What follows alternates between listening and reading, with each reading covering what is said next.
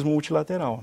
Você tem o FOSEM, Beto, que é um fundo muito pequeno ainda. Sim. Né? É quase que simbólico.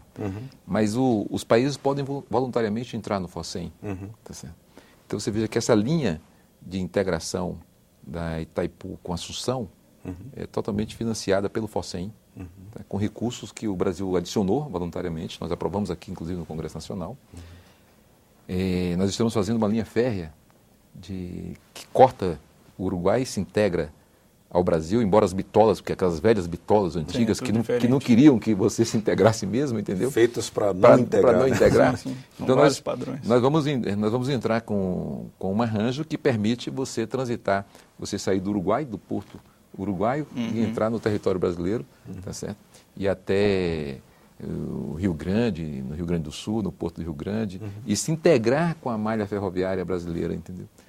Então, além dessas obras novas, nós poderíamos dizer que, fruto, acho que desse esforço que veio lá de trás do BNDE, ainda quando éramos do BNDE, você teve, no período ainda ditatorial, obras de grande impacto que hoje elas representam muito para a nossa região. Você vê que Itaipu ela é fruto disso, né? Uma integração, digamos assim, em 2 períodos ditatoriais para os 2 países, mas que hoje Itaipu é uma força da produção de energia para o Brasil.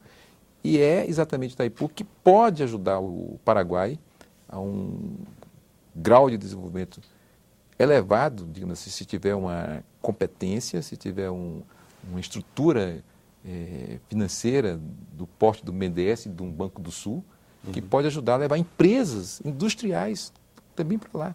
Esse fator da integração, você veja, o Brasil buscou soerguer a sua indústria naval, também com base principalmente no capital estatal, das empresas estatais brasileiras que financiaram tanto a empresa como os bancos financiando a empresa.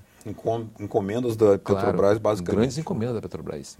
E a Petrobras teve que espalhar estaleiros pelo Brasil.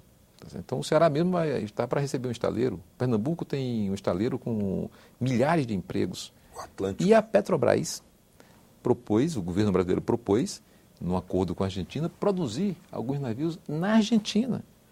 Só erguendo, digamos assim, uma indústria naval da Argentina, gerando emprego na Argentina.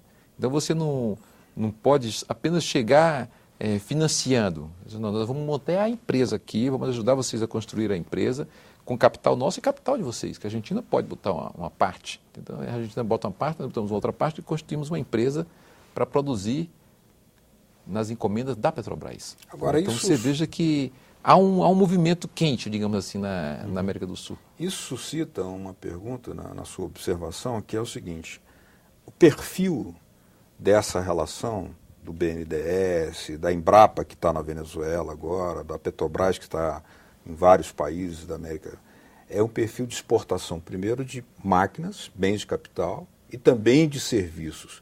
O que isso leva como um fator positivo para estimular, por exemplo, que aqueles países reduzam a assimetria que tinham em relação ao Brasil?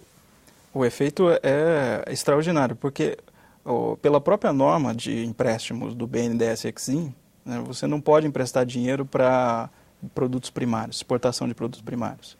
Porque pressupõe, é uma norma interna do BNDES que proíbe empréstimo para empresas para exportação com finalidade de produtos primários.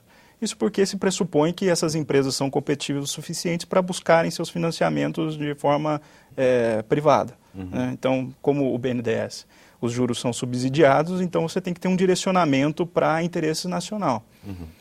O BNDES, para o encadeamento da estrutura produtiva brasileira para fora, ele é extraordinário, porque ele financia bem de capital, setor dinâmico da economia e serviços, especialmente construção civil e engenharia. As grandes linhas de financiamento do BNDES estão centradas nisso.